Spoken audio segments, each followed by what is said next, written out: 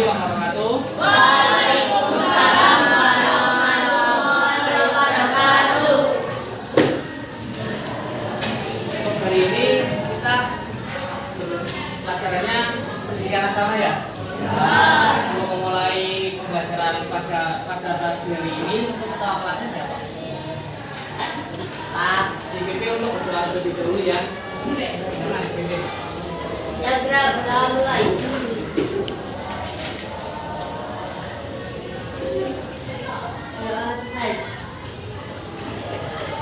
Oke, sebelum Bapak mulai, absen terlebih dahulu.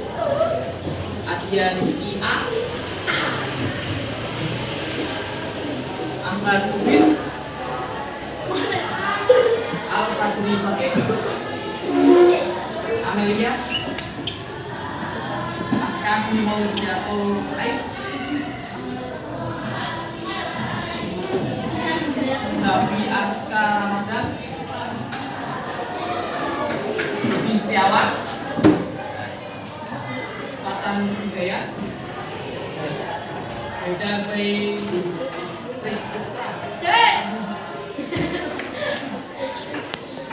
Muhammad Dika Darul Arsul Ab. Anda siapa?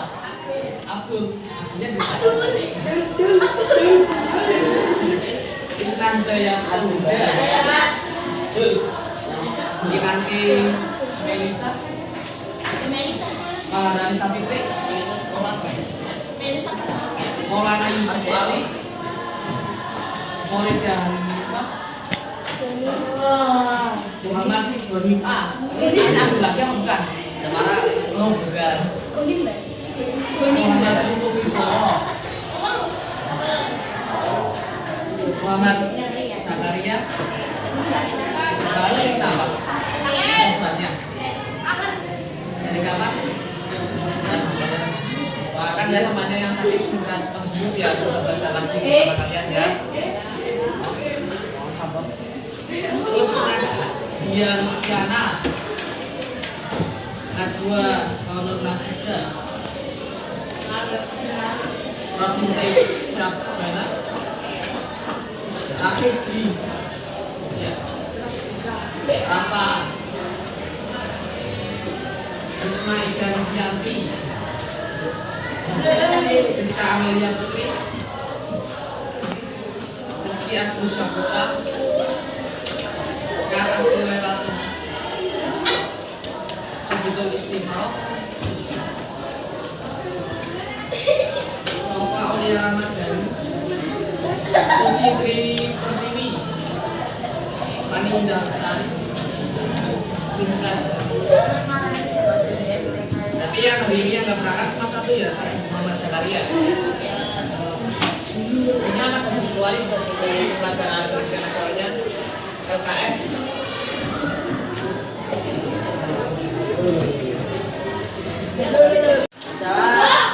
Apa? Beda ya betul, bisa jadi terus. Lanjut masih ya, gimana cara apalagi untuk kita yang sudah balik, sudah mengerti tentang sholat itu harus wajib. Sholat zaman itu ada berapa? Belum. Siapa yang sholatnya udah 5 waktu? Beneran udah 5 waktu? Iya, betul. Berarti belum. Harusnya udah 5 waktu, kalian kan udah balik. Saya 4. Kemarin ya saya dapat perbaiki yang belum terus kalau bisa perbaiki biar 5 waktu karena itu kewajiban bagi manusia harus kerja. Maksudnya untuk sholat sendiri itu menurut saya itu berdoa. Sholat itu adalah mendekatkan diri kepada Allah untuk meminta kebaikan. Sholat merupakan suatu perkataan dan perbuatan yang dimulai dengan takbiratul ihram dan diakhiri dengan salam. Salat ini itu untuk mengingatkan diri kepada Allah dengan seperti yang dijelaskan dalam Quran surat Al-Imran ayat 103 ayat dibaca bareng-bareng. Lihat di LKS. Qurannya ya dibaca bareng-bareng. Ayo. Semua dari tahu sudah A'udzu billahi minasy syaithanir rajim. Bismillahirrahmanirrahim.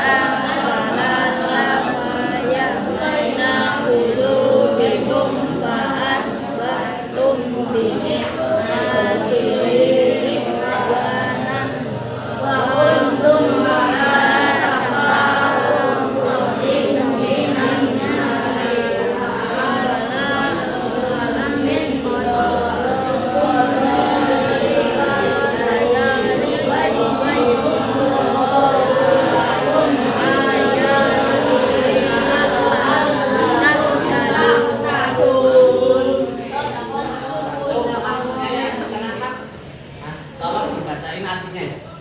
Artinya apa? Yang lain baca kok tidak dibaca. Coba dibaca artinya. Artinya bertemu kamu semuanya pada tali agama Allah. Sanganan saudara Yesus dan ingatan dari Allah ketika kamu tidak bersatukan menyatukan suku dengan karena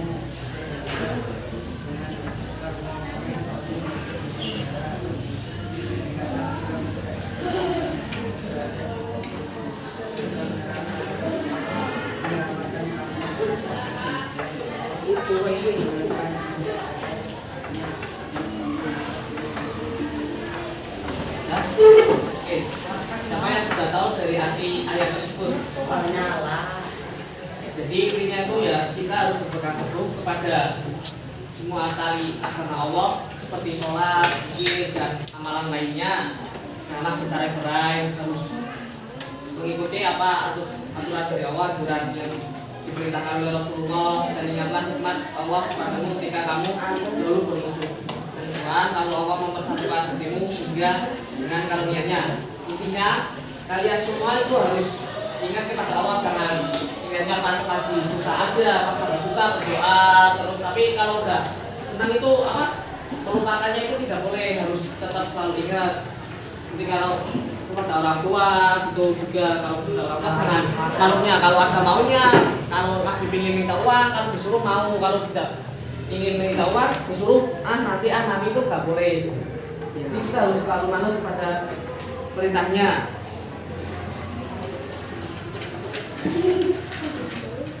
Terus selanjutnya itu yang tentang Quran At-Toba ayat 14 itu yang artinya sesungguhnya aku adalah Allah, tidak ada Tuhan selain aku, maka sembahlah aku dan tegakkanlah sholat untuk mengingatku.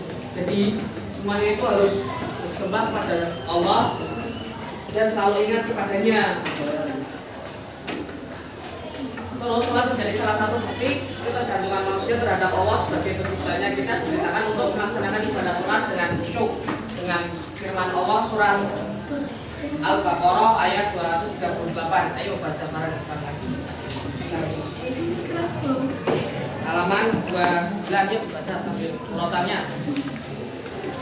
Ayo Mas ya, baca bareng-bareng.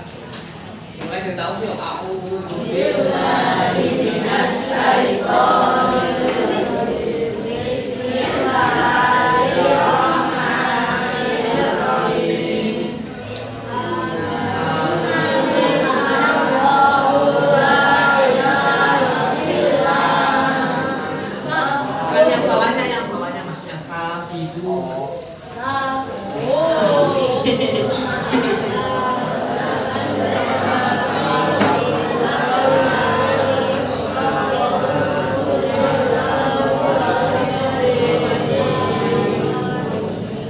Artinya baca bareng-bareng. Pelihara semua sholat bersama bila karena Allah dalam sholat dengan khusyuk. CS Al-Baqarah.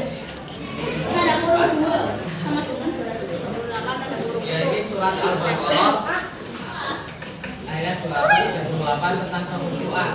Jadi kita ketika beribadah itu hanya semata-mata untuk Allah, tapi kita tuh hanya manusia biasa yang kadang-kadang ketika sholat pun keingat masalah dunia.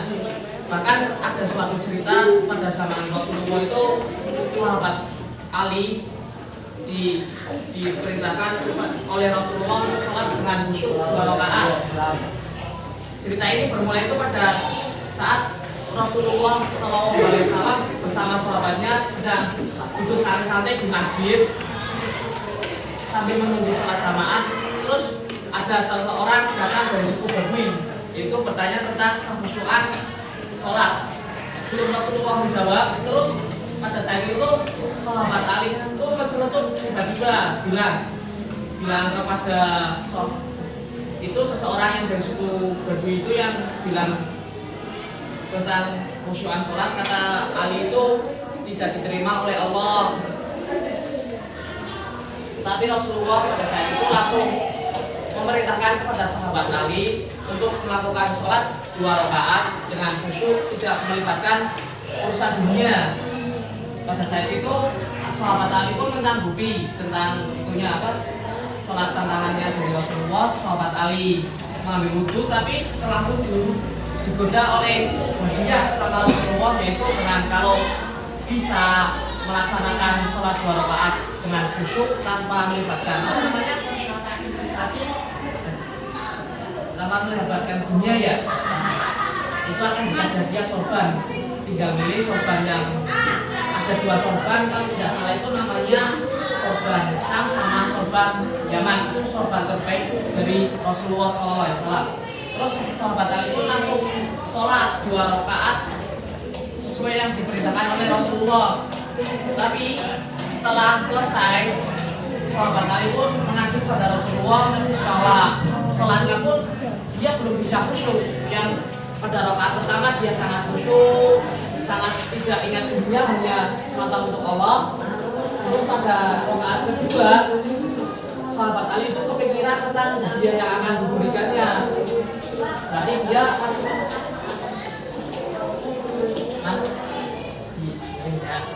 nanti nomornya. Terus pas pada rakaat kedua itu apa namanya, sahabat Ali keingat bahwa nanti mau pilih sorban yang mana ya, yang paling bagus yang mana, apa Yaman apa Syam gitu. Setelah itu Rasulullah bilang, walaupun kita belum bisa khusyuk sepenuhnya, yang penting kita sholat atau beribadah hanya untuk Allah, semata-mata untuk Allah, tidak untuk yang lainnya. Jadi kita tuh khusyuknya tuh sesuai kemampuan diri sendiri, tidak harus dipaksakan khusyuk banget, tapi diusahakan untuk tidak melibatkan dunia. Tapi kan kita hanya manusia biasa ya, yang sekelas sahabat juga masih bisa teringat tentang dunia. Itu salah satu cerita pada dulu. Terus sholat itu ada ketentuannya. Yang pertama, ketentuan yang harus ketika sholat, ketentuan sholat, syarat wajib sholat. Siapa yang sudah mengetahui tentang syarat wajib sholat? Syarat wajib sholat itu berarti syarat yang harus dikerjakan pada saat sholat. Yang pertama yaitu Islam. Yang sholat itu harus Islam. Kalau yang agama lain kan ada ibadahnya sendiri ya. Yang ibadah kita kan Islam, ibadah wajibnya yaitu sholat. Yang kedua balik. Balik ini ditandai itu ketika kita sudah memasuki masa remaja atau biasanya ditandai dengan tas itu.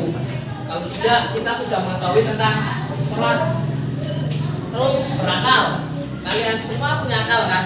Nah, kalau berakal berarti itu masuk syarat wajib sholat. Kecuali kalau orang yang biasa jalan-jalan di pinggir jalan itu, orang gila itu sudah tidak wajib untuk sholat karena sudah berakal. Terus suci dari haid dan nifas. Tapi kalau suci haid dan nifas itu biasanya pada perempuan. Kalau sedang haid itu tidak boleh sholat, tunggu suci nanti.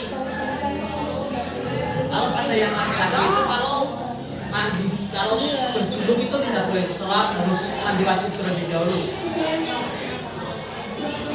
Nah, semuanya nanti ya.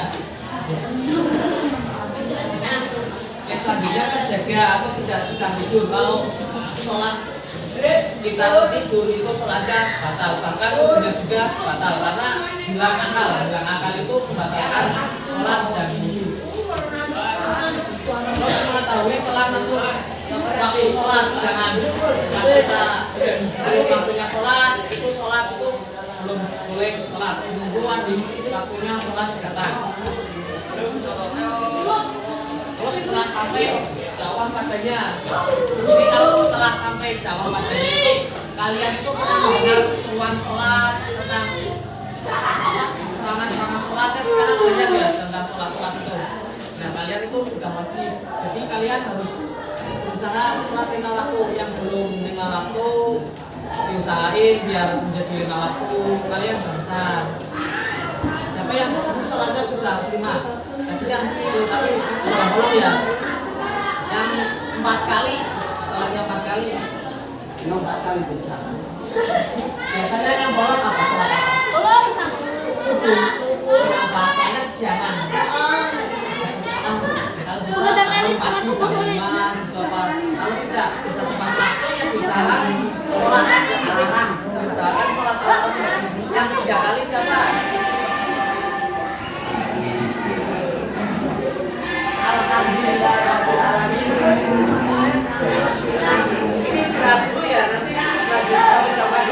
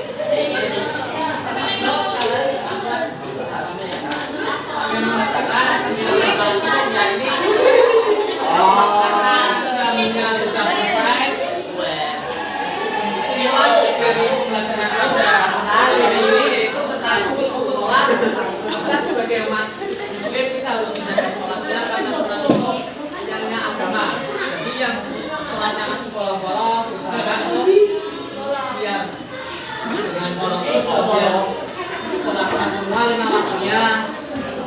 Kalau tentunya seperti itu yang dapat Bapak sampaikan. Kalau punya mohon maaf. Wassalamualaikum warahmatullahi wabarakatuh.